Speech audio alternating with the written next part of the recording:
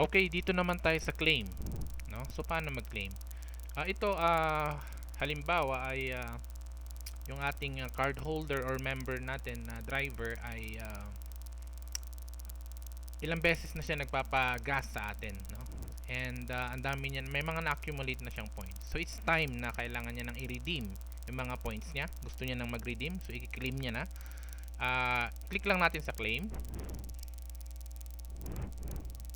Ayan, so i-search natin si 0987. Search natin, tignan natin kung ilang points na meron siya. So dito, makikita nyo meron siyang sa points niya dito sa sa Baguio terminal or branch is naka-accumulate siya ng 40.5 na points, no?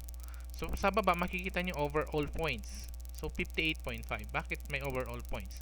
For example, meron kayong mga branches or mga ibang terminal sa iba't ibang lugar.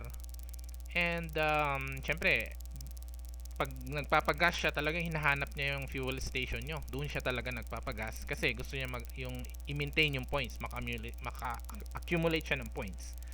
So yun. Kaya dito sa Baguio, ang na-accumulate niya dito is 40.5 and overall points niya is 58.5. Kasali dito yung mga na-accumulate niya sa ibang branch nyo. Okay? So ngayon, dito sa pag-claim ng points, so ganito lang siya, no? Dito, so ang may claim niya is yung maximum is yung kung ilan yung points na nandito sa Baguio points. Yun lang yung pwede niyang i-claim sa branch nyo na dito. Okay. So, try natin. So, magki-claim siya, for example, paano mag-claim?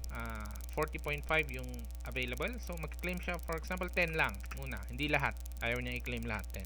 So, click nyo lang yung claim. Type nyo yung enter points. Kailan yung i-claim niya. Click yung claim. And then, yeah. Would you like to print receipt? Yes or no? I-no natin. Ayan. Okay. Points claimed successfully. So, i-search uli natin siya. Tignan natin, ha. Okay, so kung makikita nyo dito, nagbawas na yung points niya. Naging 30.5 na lang. So, nag-claim kasi siya ng 5 kanina. And then, yung overall points niya, nagbawas din. So, nabawasan. So, papaano naman kung ganito? Mag-claim siya. Hindi nyo napansin, no? Ang nakita nyo yung, gusto niya, i-claim niya lahat. So, ito, papakita ko lang. Gusto niya i-claim yung 48.5. Lahat, no?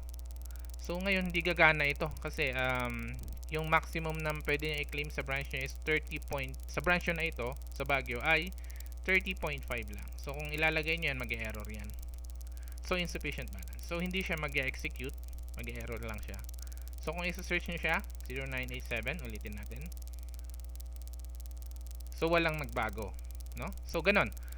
Ganun lang mag-claim ng points. So ang maki-claim niyo lang dito sa terminal niyo na ito ay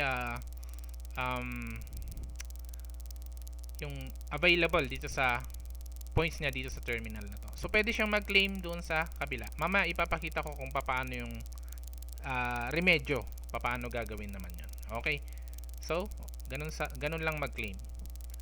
So, balik tayo sa main menu.